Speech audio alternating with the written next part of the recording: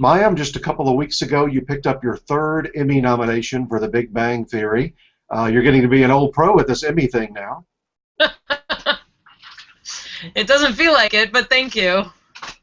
Earlier this year, you did something I thought amazing, and that is you got your first SAG nomination as an individual performer. Of course, the cast had been nominated and still was nominated as an ensemble. But the reason I say it's very impressive is, as you know from going to those, they don't have supporting at SAG. It's almost always for TV categories, lead performers. Occasionally, you'll see a supporting person slip in there, but that's very impressive. What did you think of that?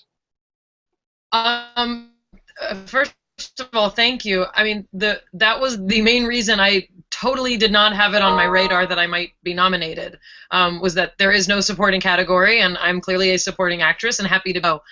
So it was very, very surprising and just such an honor to be acknowledged by the SAG community, because it's literally actors who know not just how hard it is to do what we do, but how complicated it is to be part of an ensemble in particular. Yeah, I've talked to many of your cast members over the past couple of years, and we've talked about SAG. That I think that's one of the greatest prizes in all of entertainment, and that is that ensemble prize. Because Jim's often singled out, you've been singled out lately, but for all of you to go together and be celebrated together, even though you didn't win this particular time, that must be really make you all very happy. Yeah, I mean, I think a nomination is such a huge honor that you're in that pool of people. So yeah, it's a tremendous honor for all of us. Now, for this upcoming Emmy Awards, you have submitted the episode The Indecision Amalgamation. Describe that to people that haven't seen it. Tell people what that one was about. Yeah, this episode was where Sheldon is trying to decide between two video gaming systems, and Amy is not a video gaming person, and so there's a series of scenes and conversations between the two of them. The scene that was kind of most memorable for me this whole season was where I'm trying to pretend to be interested because he says I'm not acting interested enough, and I act interested and end the scene by screaming, "Pass the butter," because that's how the scene started, was I was trying to get him to pass the butter before he started obsessing about video games. My favorite thing about that scene is when you switch gears from the very beginning, where you definitely aren't interested, but you switch gears to pretend like you are, and he doesn't even, he's like thrilled that you're now interested. Right. I mean, I think we got to sort of take advantage of Sheldon's sort of inability to understand those social subtleties with that scene in particular.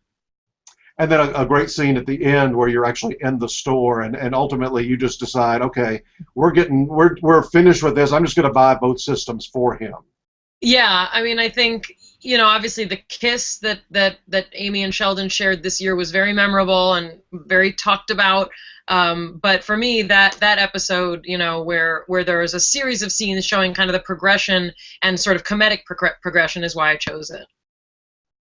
Was there any other show episode from this season on your radar? Was it narrowed down to 2 or 3?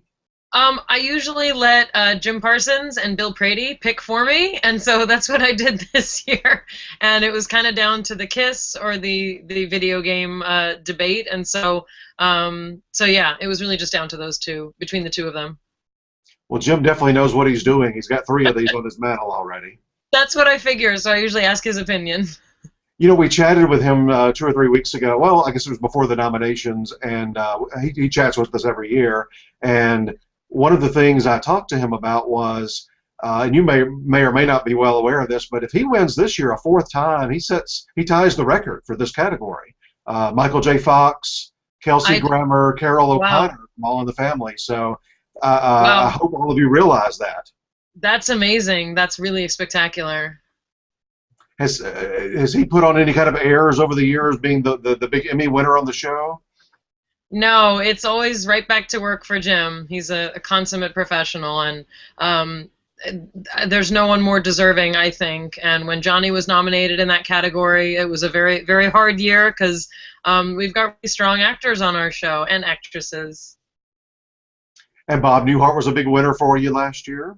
Absolutely. That was a really big deal to be part of that for him. And we talked. He's one of my all-time favorites, and I got to chat with him about this time last summer. And of course, we talked Emmys for the first few minutes, but we just picked his brain about his career because it's been so impressive. Absolutely. Now, you mentioned the train episode from earlier in the season. Tell me about just getting that script and what that meant for the dynamics on the show. It meant a lot. I think it means a lot on sort of two levels. It means a lot for the characters to be moving to that place after so many years, and especially the way that our writers chose to do it, I think was really elegant and really touching and beautiful. But it also means a lot for the actors, for me and Jim to get to the place in our acting process where we're ready for that and where our characters are ready for that. And that's a very intimate moment. It's an intimate moment for our characters, but it's also very intimate for the actors that portray them. So it was a really special week. I talked to both Kunal and Simon back a few weeks ago too, and one of the things we talked about, I think one of them brought it up, and then I brought it up on the next chat, was the writers on your show, the producers on your show, really have a knack for figuring out the speed of how to move relationships along. Not too fast, but not too slow either. I think that, Chuck Lorre has joked that, watching our show is like watching paint dry. There's not a lot that has to happen or that needs to happen, and I think it's important to realize that as much as we're a popular show and now we've gotten, some critical acclaim, it doesn't make us into a soap opera, that just because, more people are watching, that we need to move things along every week and touch on every single plot every week. And I think that's a really elegant way that Chuck and Steve Milaro and Bill Prady handle our show, and the way all of our writers handle it. We don't need to continue every single plot every week. We're allowed to drag things out and let things progress, often the way relationships do. Well, and not doing the same thing over and over, at least all the time. I'm thinking back to like the scavenger hunt episode, where all of you are combined together in different combinations than we normally see you. I'm sure that one was a really fun one to not only shoot, but to do the table read and everything else. Yeah, I mean, I had been begging both publicly and privately to have scenes with Simon Helberg, who is an incredible comedian, and I just respect him and learn from him so much.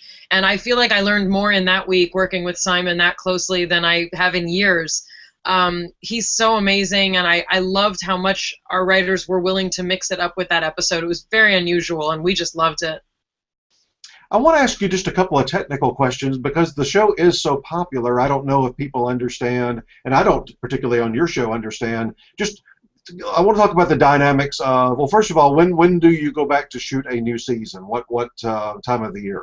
Now-ish. The end of summer comes beginning of August for us. So yeah, we go back soon. I think several of the drama series, to give you perspective, I was setting up a chat with somebody for this Friday, and they were already in production. So you do have a little bit longer off than they do.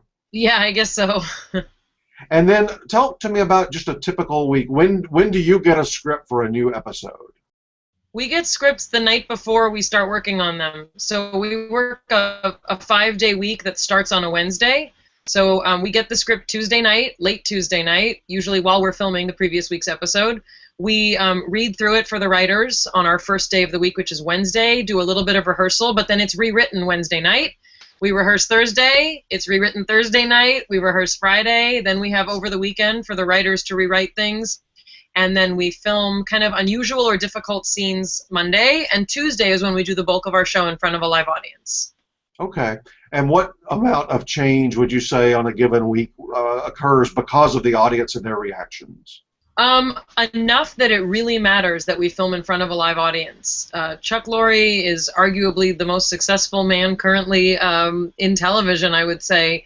He knows exactly what works, and even if something's funny to all of our writers and all of our cast and all of our crew, if the 200 or 300 people sitting there watching don't think it's funny, he will change it, because that's who it has to be funny for. And a lot of times some really subtle and really important things happen in front of the audience. And what's that process like? Do you huddle together and figure it out? Do the writers huddle together? How does it work when you're live? Yeah, it's all the writers figuring it out, and the actors get to talk and laugh and joke and take breathers in between. So, for people who come and see our show filmed live, they get to see a lot of social interaction, because a lot of times our writers will sit on something. Sometimes we'll have a half-hour break just waiting for them to rewrite something. And what's a typical length for a Tuesday night? It takes about 5 or 6 hours to film those 24 minutes that you see on your TV screen. So yeah, that's our longest day, and we're often there till 10 or 11 at night. And how many in a row will you do before a break? It depends. We typically work 3 episodes and then we get a week off, but because Chuck has so many shows, sometimes we'll do 2 and then 1, and sometimes we'll do 1 episode and then have a hiatus. It really just depends on kind of all 4 shows, holiday vacations, everybody's needs for hiatus. The other thing I wanted to ask you about, since you're such a pro now at all these award shows, talk to me about the difference, now that you've gone to all of them, of the Emmys, the event itself, being there, versus the Globes versus SAG Awards. Okay, so the thing about the Emmys is there's no food and there's no drink. You're sitting in a theater, so that's something that you have to know. You're kind of just really in it to sit there and watch, like a really long movie.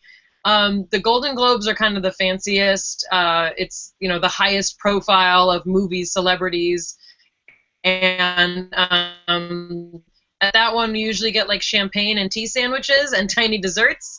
It's often judged by what food you get.